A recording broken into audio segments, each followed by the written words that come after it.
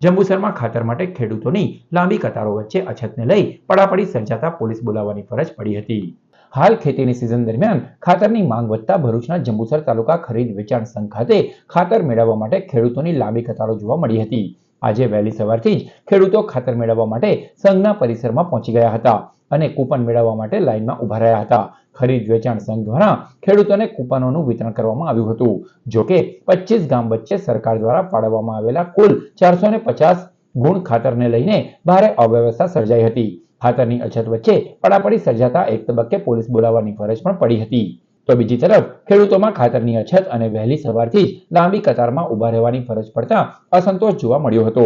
ખાતર મેળવવા માટે સવારે 4 વાગે ઉઠીને કતારમાં ઉભા રહેવું પડે છે, છતાં પૂરતા પ્રમાણમાં ખાતર મળશે કે નહીં તેની અનિશ્ચિતતા રહે છે એવું ખેડૂતોએ જણાવ્યું હતું।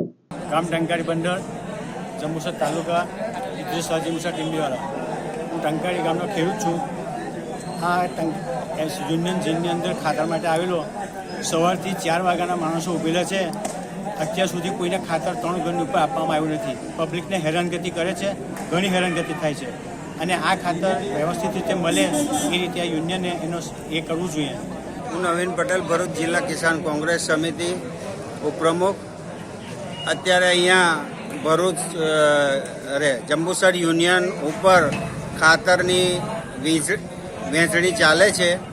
અહીંયા ખાતર પૂરતા પ્રમાણમાં આવતું નથી। ખેડૂતોને 2-3 ગુણ ખાતર આપવામાં આવે છે, એનાથી ખેડૂતોને પૂરતું થાય એમ નથી, કારણ કે દરેક ખેડૂતને એકડી 3-4 ગુણી જોઈતી હોય છે આખી સિઝનમાં। એટલે પૂરતો ખાતરનો જથ્થો અહીંયા પ્રોવાઈડ કરે સરકાર, તો દરેક ખેડૂતોને પૂરતું ખાતર આવી રીતે હાલાકી ભોગવ્યા વગર મળી શકે એવી વ્યવસ્થા ગોઠવે। હું જંબુસર તાલુકા સંઘ મેનેજર જીતુભાઈ પટેલ। આજરોજ અમારે ખાતર વિતરણ અંગેની કામગીરી ચાલુ છે।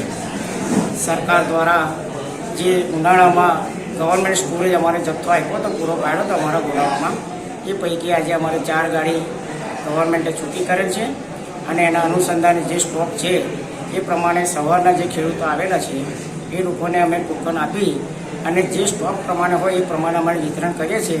અમારી એક નમ્ર વિનંતી છે કે આ સેન્ટર પર 25થી 30 ગામના ખેડૂતો નિર્ભર હોય, તેથી અમને જરૂરી ખાતર આપે તો અમે પણ સમયસર ખેડૂતોને જરૂરી જથ્થો પૂરી પાડી શકીએ એવી અમારી ખાસ વિનંતી છે।